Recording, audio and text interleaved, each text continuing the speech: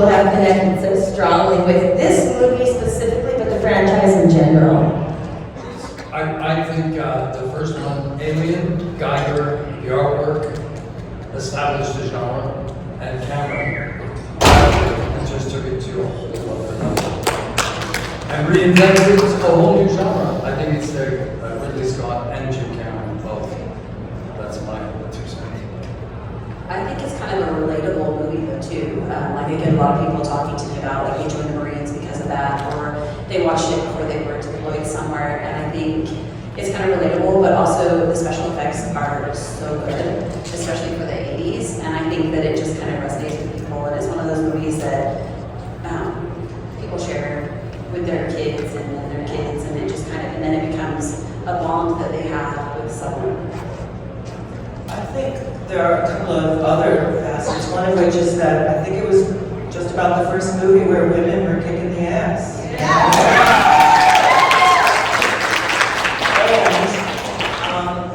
it was the last movie where everything you see on the screen existed in real life.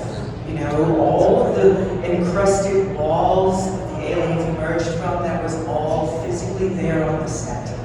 You open a drawer in the operations lab, and there's a shopping list from the PX on the colony. I mean, it's unbelievable what that art department did. And it looks real, and we were real, and that holds true through the generations, well past the CGI. Another one, and also the film was a relationship between mothers and daughters. It was in there, you know, that's including the Queen and all of her children as well. And that was sort of a theme through it. And the other thing that was interesting is someday people asked me, well, what's your favorite scene? I've always enjoyed the waking up, the breakfast, getting together. And there was so much time was spent, unusual time was spent with all of us and no action, but building a relationship, and you really got to know these people and all that. So when they finally, you know, died, and then, you were with them, and it really meant something to the audience. I mean, I think that, you know, it figures that in the consciousness of the world where you're thinking 2001, where everything was clean and antiseptic and stuff, and then we have Aliens, where you have a junkie in space, where you have Kodos burping and farting, and Harry Dean Stanton is an astronaut, which is so weird, and then, you know, that's fantastic, but it's weird. And then he adds, to this one, he adds the element of a child and the family aspect to it. And it's an extension of that, you know? But also, James Cameron is so good at tension and creating it into a horror film, too. You know, and that, he achieved that on the highest level. It's also not that frequent that you get a spectrum of characters that are all completely different, fully formed people. And anytime anybody walks on the stage, you can plug into another story. That's not very, that you care for all the characters as much as each other. It's not very often that happens. Cameras. Come on, still did Rolston. Yeah. Space Marines. That's right, that's right. Marines in space. In a flying gun. With spaceships a flying gun. Carrying awesome guns, but Space Marines in space. Fuck yeah. And just to say, you know, the advantage of being older and being able to look back is to know that the atmosphere that we created, or Jim created for the world, and we had the pleasure of being around. You saw ultimate craftsmen. All the crew at Pinewood Studios did things that they don't do anymore. It's all computer generated. It's beautifully done often, but that technology won't stop. But it was a real movie of craft, and Jim crafted it beautifully. What they said? Yeah, because you're tired. No, I think honestly what they said, but also one thing I didn't hear was the diversity of the cast. And this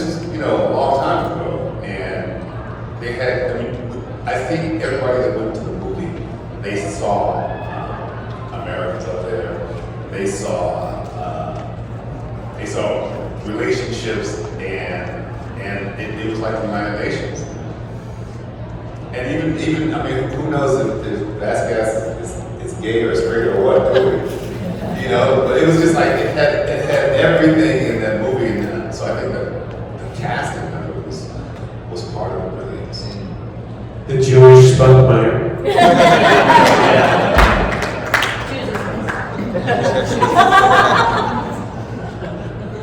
And we must give a great big welcome to newcomer to Days of the Dead, Carrie's brother. Please, everyone.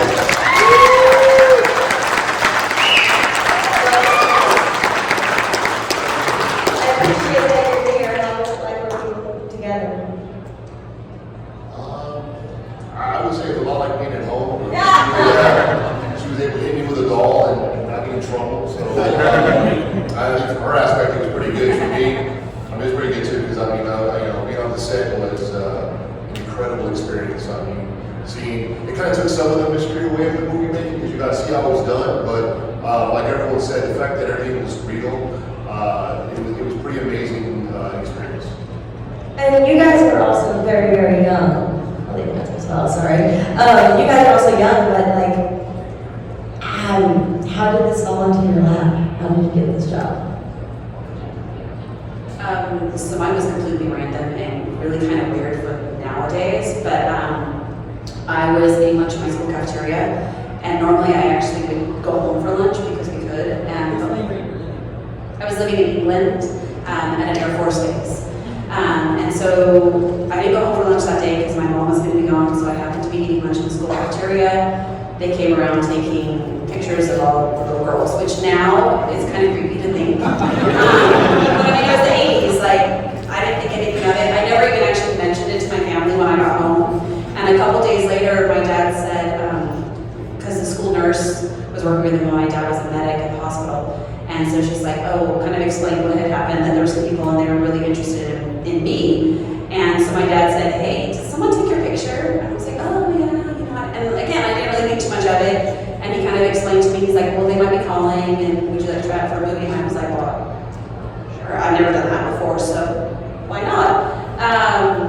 So we tried out and just kind of kept, they had a lot of auditions at the school. And my mom would come, obviously, with myself and my brother. And I seemed to read a lot of the parts from the Jordan family. And so they would just say, well, can your brother just come in and read for Timmy, just to make it a little bit easier. And then after they offered like several auditions later, and then they flew Sigourney over, which I was super impressed back then, because she flew over on the Concorde, and I was like, whoa. I mean, I don't know what I was more impressed by. She was in Ghostbusters or the Concorde. So I went in, obviously, and I was like, can you please have your autograph? And they thought it was funny because by then they pretty much knew that they were going to have me do it. And then they called back shortly after and said that I had the part. And then they said, and would Chris like to go ahead and be her brother? So it worked out really well. And it was awesome for me filming with my brother because my mom was on set. I could see her from where I was at. And I was being told to hit my brother as hard as I could. She couldn't get out of me. And I was being paid for it. I mean, what more could a little girl ask for, right? And so this fell into your lap. Did you have any interest in acting, both of you, before this happened? No? Not before. Right. No, yeah, I mean, it happened. It was an amazing experience. It's something I contemplated doing when I was younger, but my heart was always, I wanted to be a teacher, so I decided to go, yeah, since I was a little girl, so. Much wiser choice. What? Much wiser choice of profession.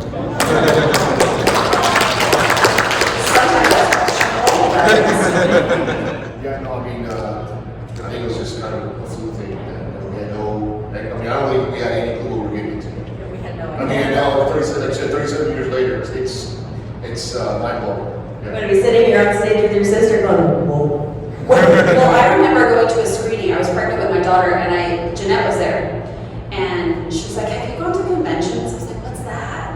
And she's like, wait, you haven't gone to any? And I said, no, I don't even know what that is. She's like, Carrie, you've got to go to some of these things. It's pretty cool. And then shortly after that, I was invited to my first one. So, I mean, I had no real clue even how big Aliens was, because I don't live in LA. I have my own life. This is like my secret hidden life that, I mean, people know about, but it's not something that it doesn't define me. It's part of me, but, Do we have any audience questions? Yes, first you and then you. I love Xenomorph Rule. How was you got any stories for Sigourney Weaver or any of the real good cast? How was it like to working with them? I was like working with Xenomorphs and with Sigourney? was it both or just? No. Just Sigourney? How is it working with which of the actors have good stories to share? And was it joy to work with? Well, I worked very closely with the Xenomorph because he grabbed me and took me straight up in the air. And you talk about old school. This is about the most big, not even a harness. This is the most basic stunt I've ever heard of in my life. It was a giant seesaw. Gigantic seesaw with one end about 6 feet off the ground. And my blocking instructions were to land, mind you, I'm carrying a live flamethrower, right?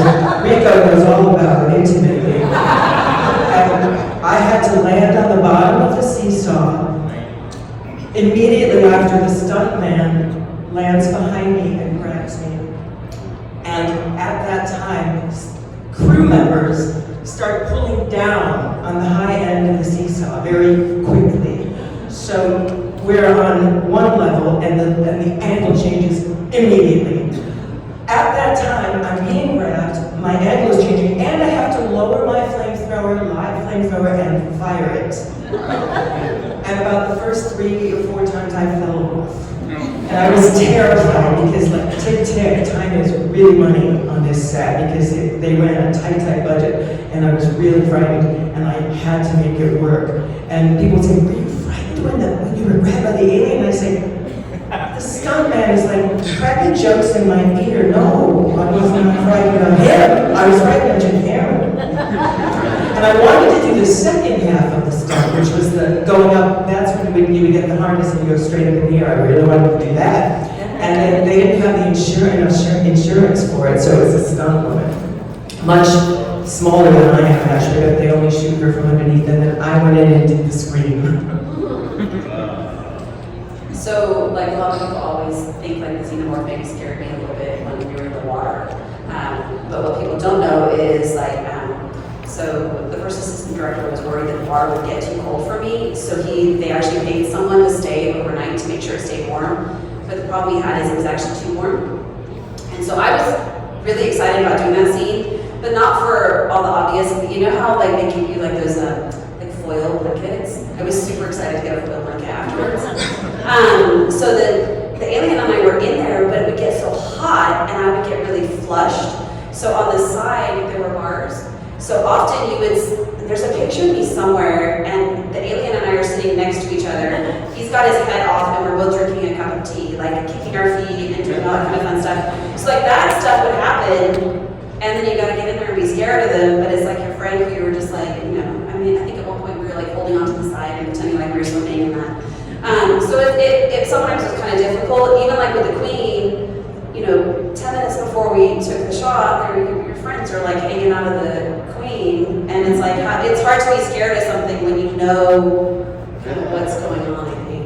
You're the only person who was warm on that set, by the way. It was freezing cold. And they had to keep coming, putting this gel on our face to make us look like we're sweating. I'm glad I was warm then. Well, the scene with when we first deployed on the planet where it's pouring with rain, talking about the space blankets, the silver blankets, it was really hideously cold. And we did take after take after, the words were cue rain, and it starts pouring on you, and then cue wind, and these giant things start. And you have to run and do your business and stuff. And then in between takes, we were And they came and they wrapped us in those space blankets, and I called it the day of the giant baked potatoes. I got to use that blanket twice, I like to say, because I used it in the med lab as well. So. And the one right next to you, yeah. I had a couple things, and like was said before, you know, the characters are so unique between everyone. You know, I can see photos of the cast and the characters, and I'm just like, yeah, I know exactly those people. You know, and that part was such a great experience for me. And then I have something for Ricco. One of my favorite quotes, and I still quote it to this day, is, "Guess she didn't like the cornbread either." But my main question was, for you guys, what were some of your favorite moments or experiences with Bill Paxton? Unfortunately, he's not with us anymore. No crying until the end, guys. Bill Paxton acted a couple movies together. We did another movie called Slipstream. No, Bill was interesting because Bill he seems to be very at home in his skin, no matter where he is or who he's speaking with. And he also had this ability to make you feel special. And I guess because he's from Texas, he had all these sayings that were just like, crack this Chicago boy up. He would just say shit, and it made complete sense what he was saying. He would be talking about, maybe talking about a cow or something. He just say something, I know exactly what he means, and it was just the Bill-isms. And I remember on set that there was a time that he would often be to the side working this big monologue he had to do with the drop scene. And I remember listening to it and thinking, I don't know if he's gonna make this work. I don't know if this is gonna work. And the movie came out, and I thought he stole the show with that fucking monologue. And it just goes to show that you just don't know until you put all the pieces together. The music, the lighting, all the teamwork, and all of a sudden magic happened. So it was great work with Bill. And even after the movie, he and I really had a nice relationship. Yeah, Bill was certainly the most generous, enthusiastic, engaging kind of person you'd ever meet. Honestly, most in Hollywood they say Tom Hanks is the most loved, but it was really Paxton. He was just the most generous soul. And to his terrible words, I mean, my God, there's so many stories we like to tell. Some of which he probably before we did. But really, real gentleman that missed a lot. I always tell people like, this is my first movie, and I was totally freaked out, you know, walking into Plainwood, and it's just crazy, that, you know, just trying to hold it together. So I get to the first thing I ever did was the cafeteria scene, and from a distance, I'm walking to it, and I'm freaked out, and Bill Paxton goes, "Hey everybody, Danny Kash is in the house!" I was like, "You are the greatest person I've ever met." I've never met him before. And I always remember that. I think it's the greatest gesture for him to do that. And I think maybe so comfortable with the whole thing. I have like kind of a different side. So Bill Paxton was more like my big brother on the set. And because he was on the set a lot, longer than some other people. So I was trying to think of a nice way to say that. I'm sorry, but you know, I was sad when everyone started leaving because Sigourney and I used to joke and say we were the orphans nobody wanted because like everybody was leaving and we're like, well, we're still here.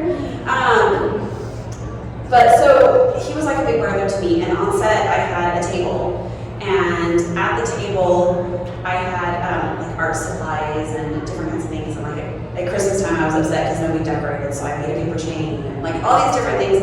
But Bill Paxton would come over and sit with me, and he would color, and he would play with clay with me, and he would make a paper chain with me. It was just kind of like the big brother, you know, and like kind of taking care of me and everything. And even as we got older, obviously it's been a long time since I had seen him, and we went to Calgary. We had a big reunion there, and someone said, "Oh, Bill Paxton's here," and so I ran over to say hi, and I went around the back, and he just kind of like looked at me and smiled and said, "Hi," like kind of thinking, "Why is this person here?" And everyone who was in line obviously realized who we both were. They were taking pictures, and suddenly he like stopped what he was doing. And he looked at me again and he's like, wait, you're Carrie. And I said, I am. And he's like, oh my gosh, guys, this is Carrie. We're like, yeah, I know. And so that was kind of the first time we'd seen each other in a really long time. And then we all went out to a dinner that night, and Bill was telling me, he's like, hey, so you need to call the restaurant, Carrie, and tell them to hold it, because we want them to hold it for after our panel, because they close like right around the time the panel is finished. And I looked at him, I said, you want me to call and ask them to hold it? And he's like, yeah. I go, dude, hi, this is Carrie Henn, can you please hold it? And I'm like, I don't know who you are. Or hi, this is Bill Paxton, can you please hold it? And he's like, okay, I got you. And so he ended up calling, but like, even for me, sometimes I was sitting there, I'm like, oh, it's my buddy Hudson. And I'm like, oh my God, this is Bill Paxton. Like, he's just amazing as an actor. So I kind of had a different experience, I think, probably just because of my age.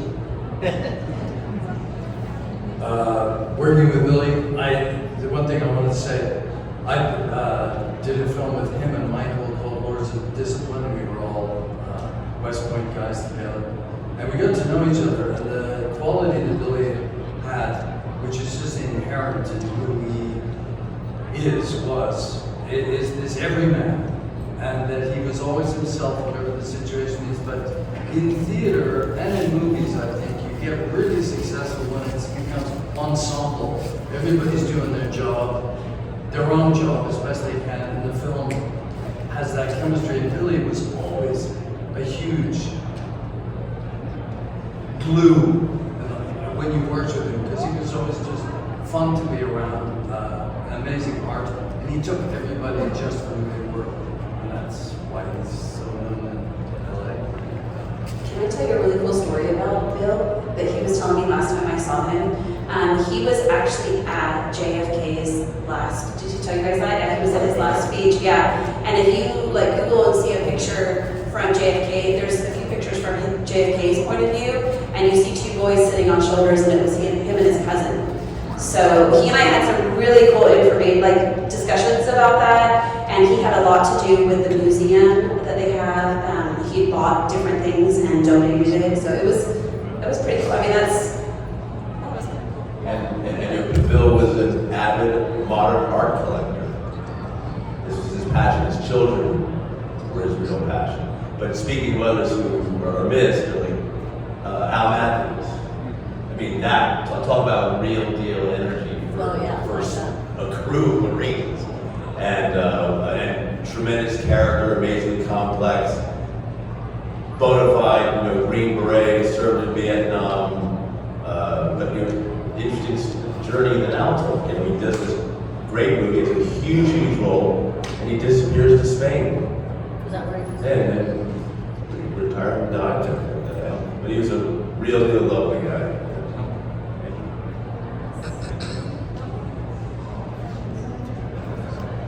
I would just like to say that we often don't talk about Al, and sometimes I wonder if he gets the true credit for what he brought to the film, because Al, as Mark said, was the real deal, and having the real deal around you, it changed all of us. It showed us the level of what we're talking about, and I think besides having us do a little boot camp before we started filming, I think having Al on set really kind of gave us the authenticity that we needed for that project. It wasn't only Al, we also had a member of the Royal SAS, as it was one of the stuntmen who had a non-speaking role, because the two British stuntmen who were suited up at part of our number couldn't get the American accent right, so they're non-speaking people, but they were both wonderful people, and they're both no longer with us. But Tip Tipping and Al, between the two of them, just kicked our butts. They spared no quarter, they were mean, they beat us up to do it right, and we're so thankful for it. Trevor Stedman as well. Right. Al never did these cons, but I'm sure this is one story he might have told if he didn't. He was, after he got out of the Army, he was shell-shocked. And it was difficult because sometimes it ended up ruining his marriage, because sometimes he'd wake up in the middle of the night and he'd be choking his wife. crazy stuff. And he said they were going to church, and this was the final straw. And he said they were going to church, and she was dressed up really nicely, and he was dressed, and a truck backfired. And he threw her on the ground and jumped on top of her to try and save her. Because and this is the kind of guy that they brought to set for us to look at and see and hear the stories that give us that authenticity of being a real Marine, and some of the after effects of it.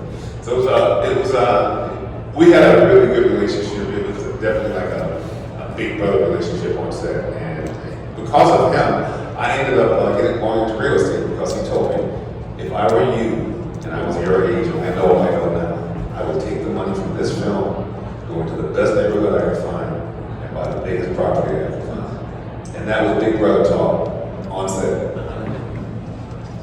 I want to direct this over to Ian. So Ian is part of the franchise, but in other segments of it, is a professional monster. And I would love to know what are some of the challenges of getting in prosthetics, makeup, and portraying all these amazing characters that scare us to death? Yeah, thanks. I feel kind of young in terms of franchise history because OVP is only 20 years old this year. Challenges about being a monster. The greatest challenge is realizing that the makeup, the costume, the mask, whatever it is, isn't going to act on its own. It comes from you. Playing a character, playing a monster is so much playing a human being. It comes from you, so you've got to connect with it. And a lot of the time you really don't know what's going to work, how it's going to work, until you're in it completely. And then it starts to make sense, then you feel it from the inside. I never think of monsters as monsters, characters. They have their own existence, they have their own lives that they're living. I never refer to the Predator as a monster, he was working for it. So you've got to build a life for this character, not just a character that doesn't exist, but a character that can't possibly exist ever. Make it up. So in your process, in your acting process of developing these characters, how important is costume and makeup? Or do you pretty much kind of know what this character is, like you said, in its heart, before you put that on? It all starts with a costume, because it all starts with, everything starts with the written word, the script. But then the designers design these characters and design over the years, over the past 20 years. Well, these designers are very good friends of mine. And then you look at these characters and they build the costumes and you go in to be fitted for the costume on. And you look at yourself in the mirror and then you start to play with it and see where maybe somebody you don't want to go, at least you can try it. And eventually the magic will start to go. Can I ask you a question? This is the kind of question I would ask backstage, but since you guys are all here, as an actor, if I ever have to play the villain, I make sure I find justifiable reasons why the villain is doing what he's doing. And as a villain, I feel that my justification is just as important as the hero's is for what he wants to do. Absolutely. And so I'm wondering, as a monster, do you justify all the actions that you take? Absolutely. Villains don't want to be villains. Right. Villainy comes from a much deeper psychological complex. So I've got to find that psychological complex. And I will go insane trying to think of how an alien thinks. So I humanize it. I don't make it cookie cutter. I try and anchor it in the human world. The Predator, he's carrying weapons. The obvious thing is he's a warrior. So that's what's on the surface. So now I've got to go deeper. Now I go back and try and figure out Whyte were, and what kind of life he's lived, the training, the sacrifice, the pain, the suffering, all of these things, and that verse, the comments. The fear of losing. Yeah, fear of failure, which ultimately is death. I played this thing on Star Trek Discovery where I had to wear prosthetics for the whole day. And the one thing I wanted to do was something that I'd never seen anyone do. I picked my nose, and I remember this crazy. Because I've never seen anyone scratch their skin hair. So that's a good point. That's called hogging the show.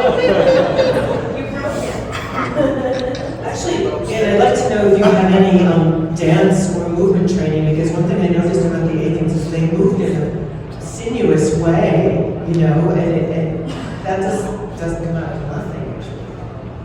Oh, exactly. You know, you take what you've got and you try and build performance from what you know. I'm not going to make a character be a dancer if I don't know dance. I'm going to use what I, my knowledge, my experience. Also, talk about somebody who's not here. There. Is Lance Henriksen's performance and vision.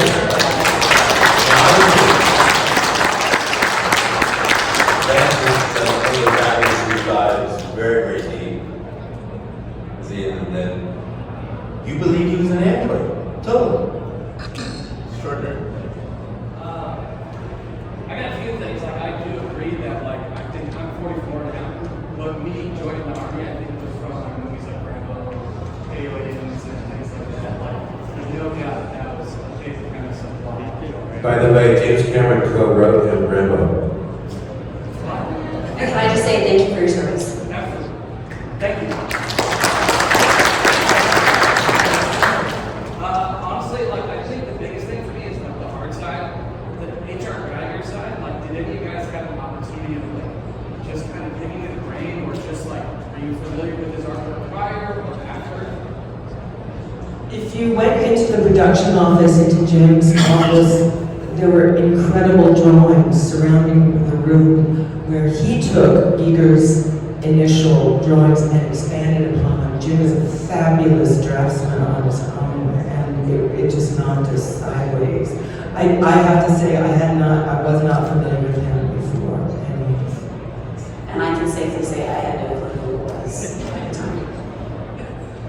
I was just curious, after 37 years of this film being out, what are some of the fondest and favorite memories that you have of each other or of the movie that you can share with us? Well, pretty much every time we see each other, to be honest. We're oddly a tight-knit group, and it's genuine. For all our faults and foibles, still put up with us. Except we, not me. Speaking of Paxton, we had a lovely dinner with him at the 30th reunion in Houston at Comic Palooza. It was huge, and we went to dinner with him one night, and then the following night we went to dinner with the cast of The Walking Dead. And at our end of the table, we were next to, we were kind of all spread around, and the guy next to me from The Walking Dead was listening to us speak with each other, and he said, "I am so envious of you." And I said, "Why?" He said, "All of you have such a cohesiveness, and such, you have so much to talk about. You're all doing other things, you're interested in other things, and your conversations are so incredible. And I'm really tired of going out with 40-year-old guys who are chasing skirts and getting drunk." Oh, I'm not telling tales out of school here, but that's what he said. I have to say, like, I mean, obviously it was the only movie I've ever been in, and I assumed that this was kind of the relationship that you always had on set. Like, I didn't realize that it was not normal, and then, well, maybe normal isn't my right word, but then someone was talking to me once, and I said, wait, I think it was actually Sporty and I were talking, she's like, no, this isn't how it normally is on set. It's like you get close to people, but not usually everyone, and I think that could be part of why Aliens too, like, we genuinely like each other, you know, like, it's, whenever I look and I see him coming to a con and there's a lot of us, I'm like, yes, all right, cool, lots of people to talk to. And I mean, like, Cynthia, I send her a Christmas card every year, you know. Ricco always asks me about my kids. I mean, like, we genuinely care about each and every one up here, and it's not fake what you see on there. Like, I mean, it's like a family reunion. I also think that part of it is because of you guys. Because we've done a lot of films, all of us have done a lot of films, but you give us a reason to come back. Somebody do that. But you give us the reason to come and gather a number of times a year and have the opportunity. I've had the opportunity to watch Carrie's children grow up. You know, that's how long it's been. And Mark and I are like two brothers who always give each other shit and talk shit about each other.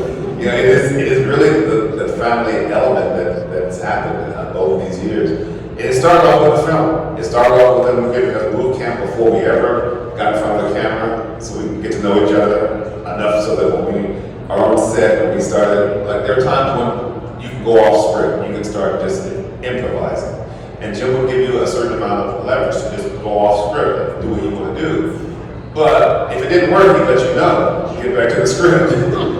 But when you do each other enough where we can actually, at that breakfast scene, when we get out of the hypersleep chambers and we go to breakfast, that scene with the knife and all that, most of it was written, but there were really choice moments that were just improv on the spot, and someone would reply, and if it worked, James would just keep it in, and we would keep it in, and I think it helped make that scene so real because it was us.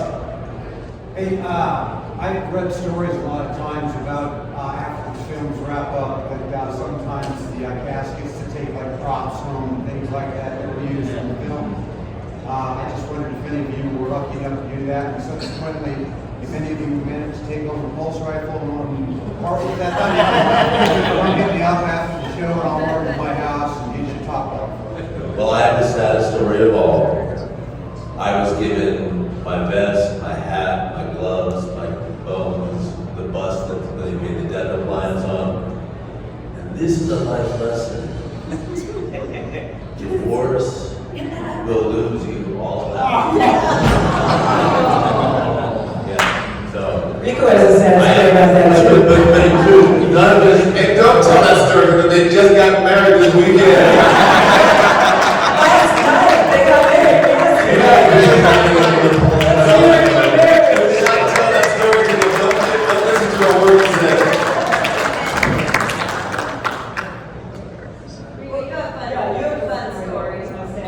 About what you kept from the movie, right? I'm sorry? You have a sad story about what you kept from the movie? Oh, yeah, that's sad. It was a few years after the movie had finished, and a fan had written me a letter asking for our signature. And the letter said that we're going to go to school dressed as the alien characters, and I'm going as Frost. So I gave her a photograph signed, and I thought, she's going as Frost. I took my dog tag, and I put it in the bag. I thought she's gonna kill him with this. And so that's what my dog, that's the only thing I took. I took my little dog tag and the script. But yeah, I gave that away to a friend. Right after Ricco told us that story, I read an article in the paper about somebody who sold some minute thing from a movie for like $1 million. I didn't send it to you, Ricco. But understand, you're back at the beginning of the film, keeping all your stuff, and it wasn't even a thing, it wasn't even our consciousness. Well, I asked for things. So I was like, can I have Casey? Can I have I would ask if I could have things, and James Crone would always say, no, we might need that again. No, we might need that. And I was so sad. So, when they find me in my nest, and I pulled out, they pull out the picture I got the second grade citizenship award, the dress I'm wearing in there, I was allowed to keep. So I was like, okay, cool. And I have, I think, just about every call sheet that I ever had, and I have 2 scripts, one that I signed then, and then one that I signed now. So I told my children to wait till I die, and then wait a little bit, and then sell it. You have to be very lucky these days to get souvenirs audited as a property. On AVP, I asked Tom Jr. if I could take a souvenir. I said, look, you've got lots of these daggers. The predator had this elaborate dagger that he wore on his shin. And I said, you've got lots of these. Would you mind if I took them home as a souvenir? And he said, we'd love to present you one of these as a souvenir. We really would. But they've all been stolen. We've got one left. That's what we have to finish the film with. I have someone. I did a film called Caruso. Aiden Quinn was the star, and we went to Africa to shoot this film. And I played an African warrior who was being sacrificed to the gods. So basically, they had me look like I'm the badass, and then cut my head off. And they put the plaster and they made the bust of my head, and then afterwards, they would cut, they would stop filming, and then they would drop his head, and then put blood all around it, and it was amazing. It was so realistic looking. And after the film was over with, they asked if I would like to have that, and I said, "Oh hell no!" I mean, when you see yourself dead, you see yourself dead. It's a creepy ass thing. I wanted to go back one day, thing of this fondest memory. I'll speak as an actor now. It's always the deepest fondness or passion an actor can have is to be proud of the work that they're doing. And to be proud of that, you have to admire all the other work that's going on around you and the coherence and joy of being in a group of people doing their best on, best script, best crew, best actors, best lighting, best this. It's like being on an Olympic team. That I'm most proud of, and in a way as an actor, I'm fondest that we've done this together and made this work of art.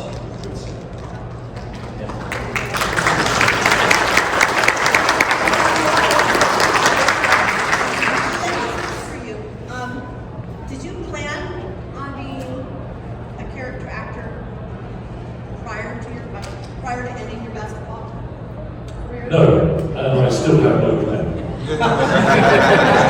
Also, I know that all of you are iconic in this movie and just fabulous. Do you have a role that is your favorite, or is this one your favorite? That's easy for me. It was this one. I was going to say the same thing. It's pretty easy. I think my favorite role was a role I played in this TV series called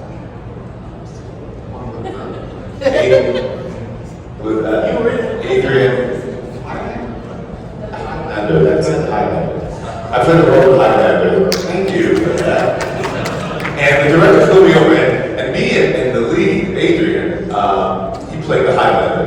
We have modeled together years earlier, and I was modeling, and I was living in England modeling, and I would come here, I would come to LA for the pilot season. And so we ended up our last show, we would go all around Europe, and our last fashion show would end up here in Vegas. And then I told Adrian, I said, I'm driving to LA, I'm gonna be there for the pilot season. He goes, can I come? So he goes with me.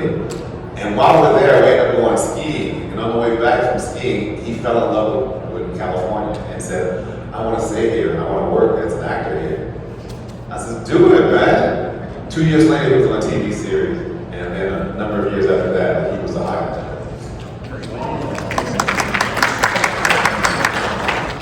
I don't know, basketball was, I guess, my favorite. What's your favorite, Mark? Favorite role that you ever played? It's hard to say, but to be honest, the character in Supernatural, Alistair, Demon of all seasons, best of the insurance salesman, but I was Ricco. Okay, I know we didn't get to everybody, but please visit them at their tables and ask her questions. I got one more rapid for you guys. I would love to know something that happened on a set, any set, that taught you something important. I'll start this one. I think some of you have heard this story, but during the making of Aliens, we were working long hours and the budget was tight. And I think some of the crew thought they weren't getting paid the right overdrive or overtime fee. And I think a few people got fired for talking about it. And Sigourney heard about this and she had a conversation, and I think that they came to some type of understanding where they, moving forward, they would pay them their double time for overtime, and they would hire some of the people they had fired. And it was Sigourney's speaking up for the crew, the star of the show. And I'm looking at this from a young actor's point of view, and you see how the star has a certain amount of leverage and how to use it, and that it wasn't used for herself, it was used for the better good of everybody. And when that crew came back to work, they put their heart and soul into their work. And I think that's one of the things that makes this film special, because it is a team effort. And we do our part, lighting does their part, makeup does their part, and the crew does their part. And when everybody's doing their best, as Bill said, I think often good things happen. But for me, it was just watching how she managed to change the situation, not with force or anger, but just having that conversation and doing the right thing. So that was a big lesson for me. Follow that shit.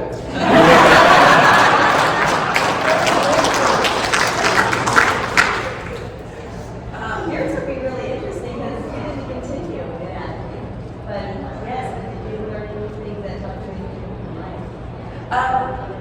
I think probably I did learn lessons at the time, but some of them kind of looking back. But definitely, like at the time, there was, again, no offense to anybody, but like the girls, we were pretty awesome. And as a kid, like I kicked booty. And I would say Vasquez obviously was pretty awesome, and Sigourney. And for me, it was kind of like, wow, girls, we can kind of do whatever we want to do. I'm gonna channel my inner Spice Girls, but I feel like we were like the first like girl power, you know what I mean? Like I felt like that really kind of resonated with me, and I always knew that I could do whatever I wanted to do.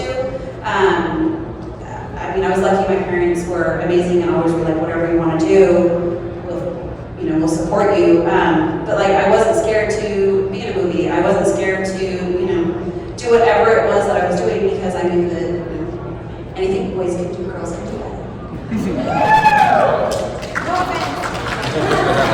I learned how to get things done through a devious way because we had a masseuse on set because we were pretty beat up, and especially Sigourney, she's 6 feet tall, she's running around up and down ramps carrying a 9-year-old child, and she was getting back problems. And after they finally, like way deep into the schedule, they finally made her a fake girl to carry around. That was later. But I knew she had back problems, and we all took advantage of the masseuse when we could. And I heard an assistant say that they were going to let the masseuse go for budget reasons. So I sneaked up to Sigourney's assistant and I dropped a gun.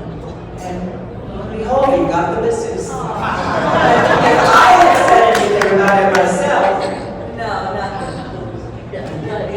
Okay, so life lessons. Don't give away your props. It's the saying in the film, like you never want to act with children or animals. Right? Well, we have something to add to that. Don't act with guns. Because Jeanette and I, they're strapped to you with duct tape.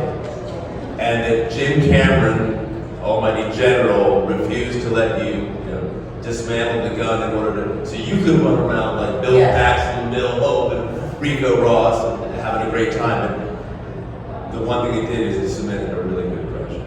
Yeah, it did. And we also learned that that masseuse who was there, and we were the ones who needed it most, never ever got a massage. So you learn that sometimes those who need it the most.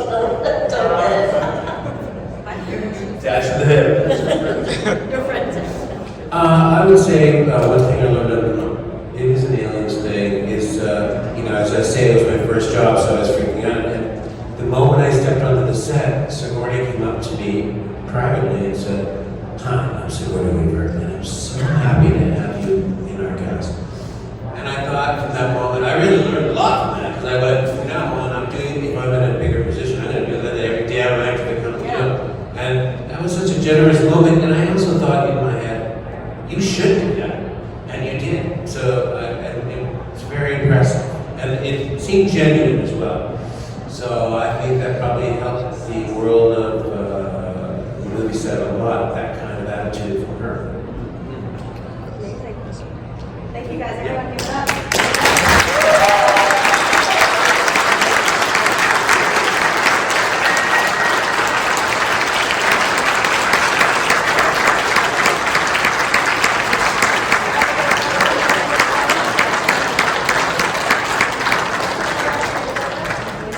You guys have to know that the applause you gave us coming in today was the most we've ever had. Thank you.